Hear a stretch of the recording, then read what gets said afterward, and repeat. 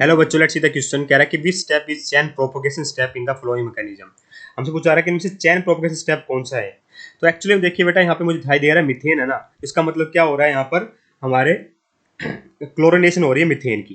तो रिएक्शन कैसे take place करती है बेटा, सबसे पहला जो मैकेनिज्म होता है उसके हिसाब से चलेंगे हम।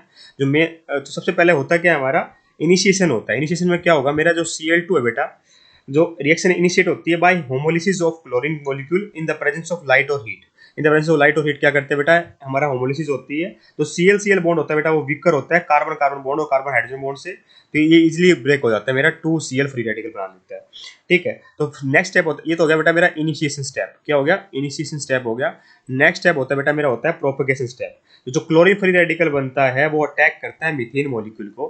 कैसे बेटा, ये हमसे ये पूछा गया बेटा कि ना प्रोपोगेशन में क्या होता है। तो प्रोपोगेशन समझिए यहाँ पे होता क्या है। ठीक है, वो तो इनिशिएशन हो गया। तो मीथेन जो क्लोरीन फ्री रेडिकल होगा वो मीथेन हमारे मिथेल मॉलिक्यूल को अटैक करेगा और रिएक्शन को टेक प्लेस करेगा आगे हमारे फॉरवर्ड रिएक्शन डायरेक्शन में।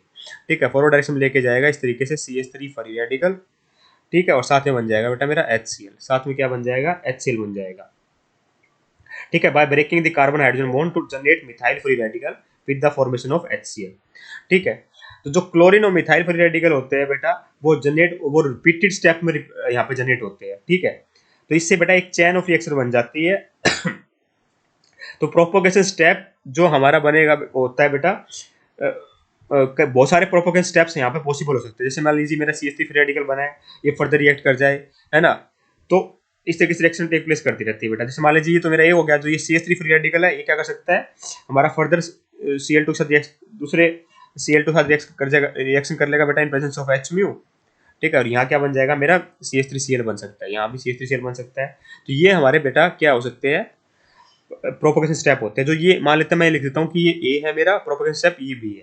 तो एक्चुअली में जो ये क्लोरीन और मिथाइल फ्री रेडिकल जनरेट हुए हैं, है ना, ए और बी में, ये सेटअप कर लेते हैं चेन ऑफ रिएक्शन को।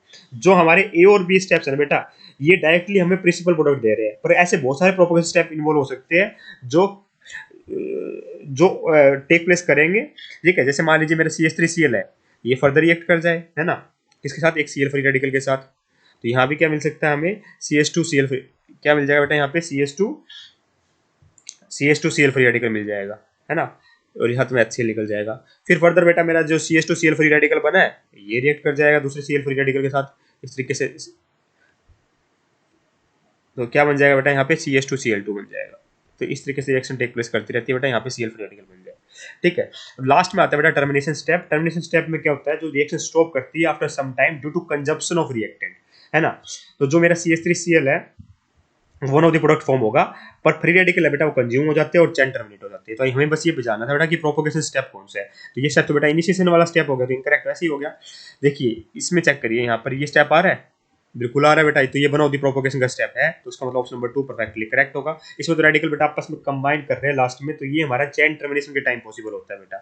ठीक है, इसमें मेरा फाइनल प्रोडक्ट बन ही रहा है बेटा। ठीक है, तो ये भी हमारा चैन टर्मिनेशन के टाइम पॉसिबल होता है, तो ये भी इनकरेक्ट है। तो ऑप्शन नंबर 2 परफेक्टली करेक्ट होगा। I hope you got the answer. Thank you so much.